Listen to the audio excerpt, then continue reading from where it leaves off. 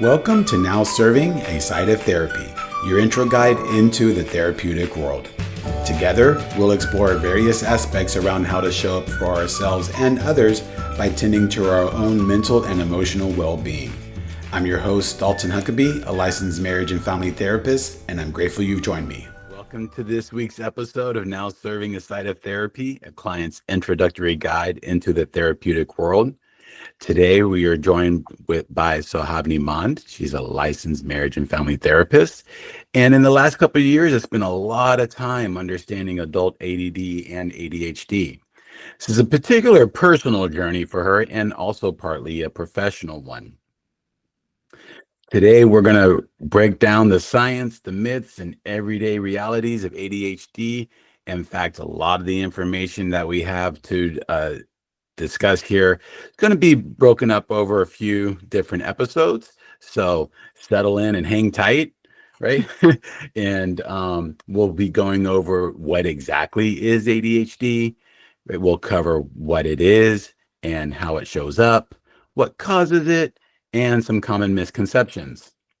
Whether you've been recently diagnosed or you're supporting someone with ADHD or you're just curious, this information will strive to enhance your understanding of these commonly misunderstood diagnoses. We'd like to consider biopsychosocial components as well in order to kind of help us understand, right, how different factors come into play that may not necessarily contribute to creating ADD or ADHD, but do impact the way that we function within the environment. So we'll be looking into biological and psychological and social components as well. So welcome, Sohavani, for our discussion around this topic. I really appreciate you putting together all of the information. Thanks for having me, Dalton. I'm excited to be here. And just before we start, there are two different kinds of ADD, right? It's ADD or ADHD. A lot of today, we're just going to combine them, except for when we're specifically talking about the different kinds. But generally, when you hear us say ADHD, we're talking about both. Got it. So sometimes they'll be used interchangeably, except for when we indicate otherwise. Exactly. Yeah. Yeah. And for predominantly, we'll be focusing on adults with ADD, ADHD. Yeah, we're going to be talking about mostly adults, teens and adults. It kind of shows up similarly for that. But yeah, generally, our working professionals is where we're looking. Got it. And so, you mentioned in the intro, right, that you spent a lot of time understanding these diagnoses and how they show up for clients. And I'm just curious, like, what made you decide to take that deep dive into this topic? Yeah. So ADD and ADHD, right, are genetic. It's like 70 to 80% likely. I don't actually know how to say that correctly, but it's hereditary. And so my family has a lot of us have ADD and ADHD. My mom has it. I have it. My sister has it. And it started kind of just with trying to understand myself better. But then as I was getting into this world and into this space, so many of my clients were coming to me with like, my executive functioning is struggling, or like, these things are not working correctly. What's going on? And it became like a fascinating place for me to be. I just like loved seeing the different coping tools people were coming up with, but also just like how each person's ADD and ADHD affects them differently, right? Because it is, while there are general symptoms, the way that those show up for each person is different. And so it was so fascinating, all the different ways that people experience the same diagnosis. Yeah, so it's no cookie cutter approach, right? Just like with a lot of things, no cookie cutter approach, but also being able to, which makes it a little bit challenging, and being able to identify, right? It can maybe be challenging to identify that for how is it showing up for the person. So just because we're looking for this one particular thing, right? It doesn't show up, doesn't mean, you don't have it, right? It can, like you said, it can look different for different people. Exactly. So much of this diagnosis is based off of what the person finds interesting and boring. And while I find math and science pretty boring, right? There's some people who are like really dedicated to that.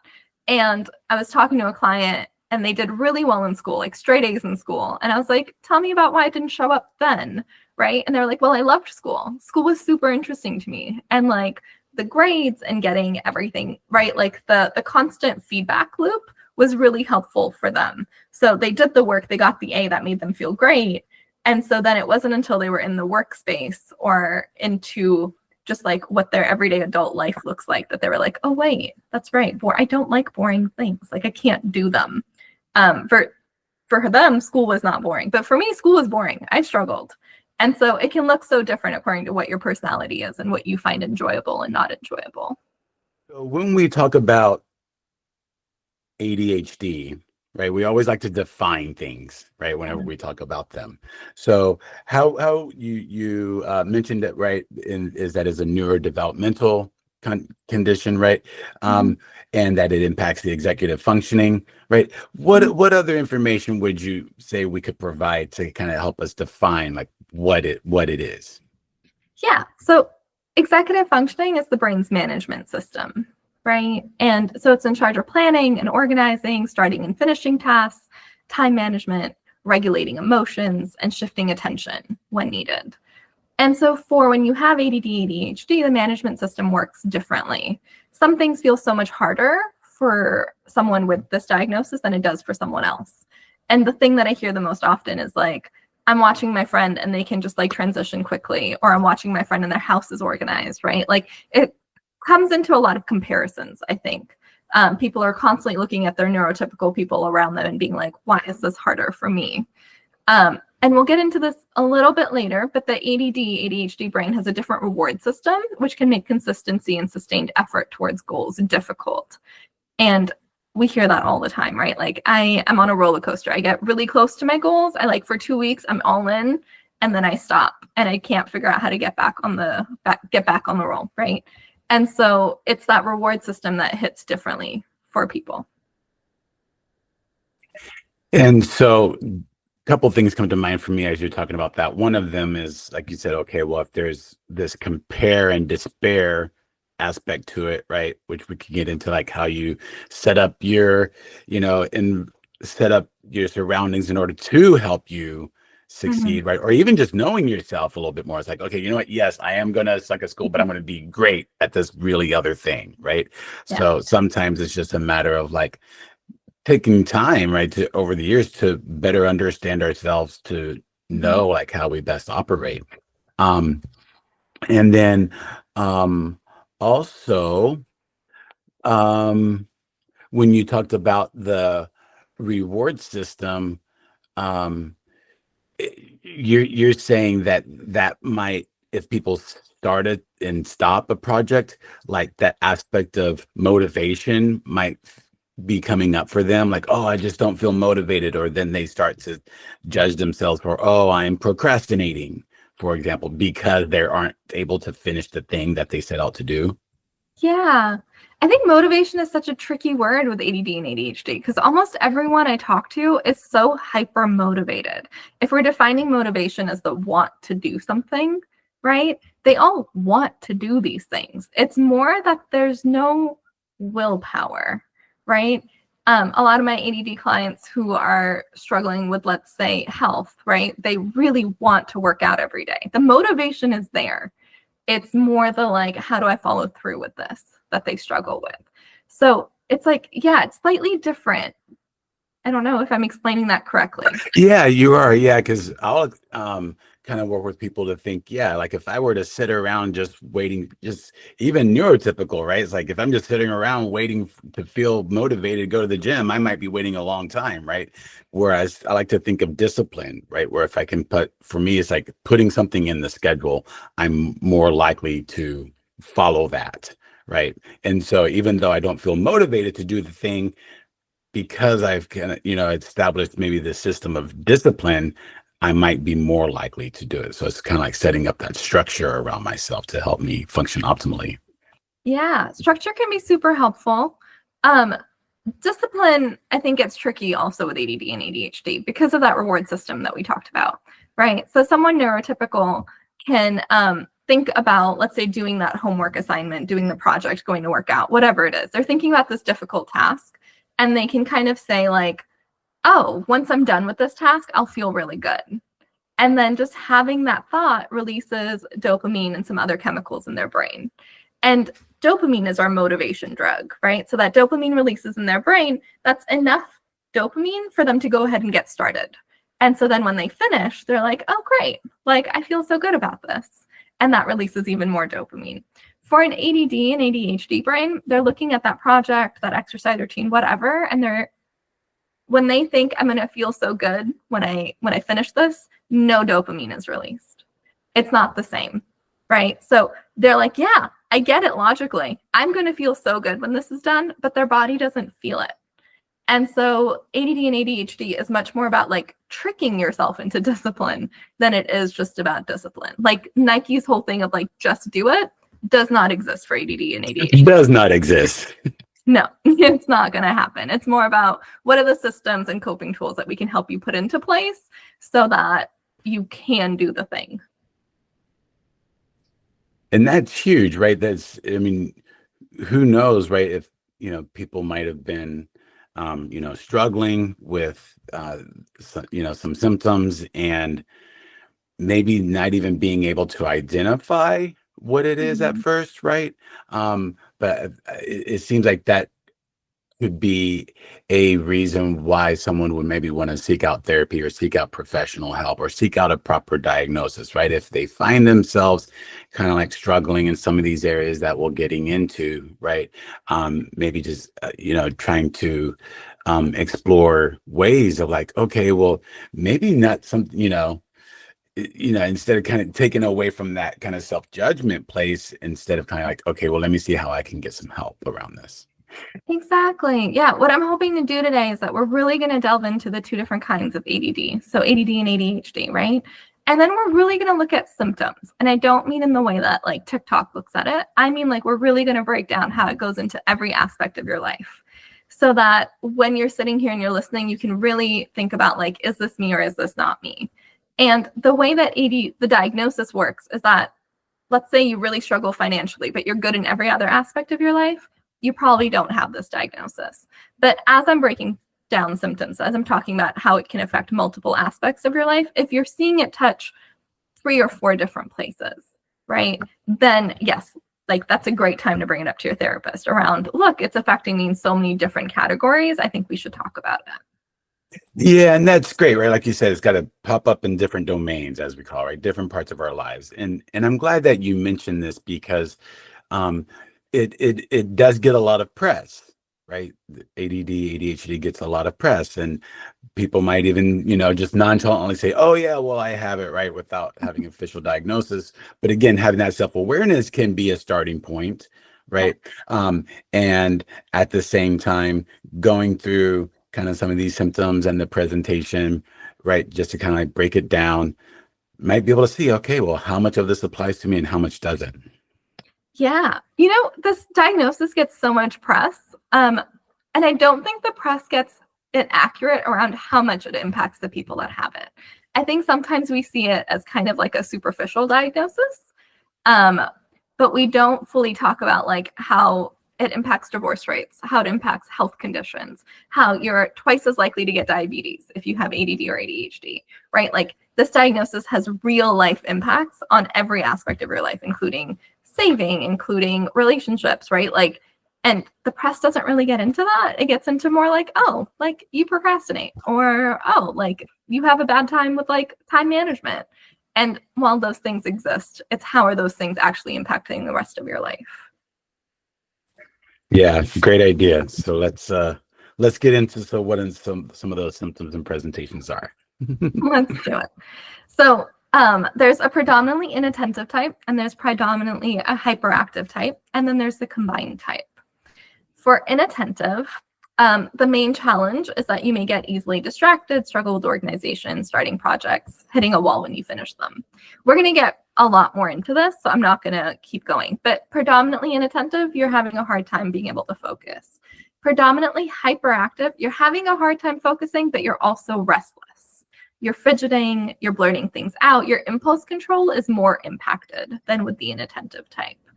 And then the combined type is a fun combination of both. I had a client who had both, and she was like, great. Like, thank you, God, for this. Like, could not catch a break even within this. Right. It's like, don't feel like a winner here. Yeah, exactly. So the core symptoms are inattention, forgetfulness, poor organization, difficulty focusing on conversations, work, right? And one of the symptoms that I really want to focus on is emotion dysregulation. It's very common in ADD and ADHD. It's not something that we talk about often, but it means that people with ADD and ADHD have intense emotional reactions, and they struggle to calm down once they're upset. And they can feel like their moods swing more quickly than other people. So frustration can turn into anger really quickly. A small setback can feel overwhelming. And people giving you feedback can feel like full out rejection. And it can feel really overwhelming. And the thing that I hear the most is that people feel like they're being dramatic, or people in their lives tell them that they're being too sensitive. And they can get really frustrated with this, because once again, logically, they get that like, oh, someone just critiqued, the grammar in my writing, but the way that it feels inside their body is I am a shitty writer, right? And that might even stop them from continuing the project or writing the next time they have to. What is it about that you think where that emotional dysregulation piece becomes more of a challenge in this way? I'm sure it has to do with the dopamine and then the norepinephrine. I can never get it right. Oh, that's right. That's right. The norepinephrine. That's right. Yes, I'm just not even going to try. But yes, I'm sure that those two drugs really help us regulate our emotions. With ADD, we struggle. So kind of with those neurotransmitters and kind of the way that those are impacted in the physiology of the brain functioning. Yeah. I see. That sounds really frustrating. Right? Yeah. It sounds so frustrating to understand logically that this is just feedback on my work, but to like actually feel it hit like a gut punch, right? And to like, I feel like the thing that I hear the most is people are constantly stuck in this like struggle that they feel between themselves. Logically, I get this. Emotionally, I can't do it. Logically, I get that if I work out every day, I'll feel better. Emotionally, I can't get myself there. And it's this constant like pull that they're always in, which gets really overwhelming and exhausting. Yeah, and I could see how someone might even start to feel frustrated with themselves. Like if they're trying so hard, again, like you said, the motivation is there, right? The desire is there, right? Yeah. But then you try to like put the pieces together and it's like, oh, why can't I do this? Yeah, it's something that we'll talk about later, but this lack of self-trust that ends up being created because of this constant struggle. Oh, wow. Yeah. That's huge, huh? Yeah. It's huge. Yeah. It's a huge part of how you see yourself, how you feel like you're capable in this world. And I can't tell you how many clients tell me like, I don't feel like a real adult because of the way that ADD and ADHD affect me. Yeah, again, probably not something that gets regularly discussed, right, in the media around how this impacts people's lives. And like you said, in the view of themselves. Exactly. Yeah. And before we keep digging into all the different ways that it shows up, I want to reiterate that it's different for each person, right? So personally, I can keep a clean house very easily. An organized space really makes me feel good. I can do that. But working out has been a lifelong struggle. I have a close friend. She can work out, right? She is working out every day, but her house is a mess. And so that's where the personality traits come in, right? It's like looking at who you are and what you find enjoyable and how that's impacting what you can get done.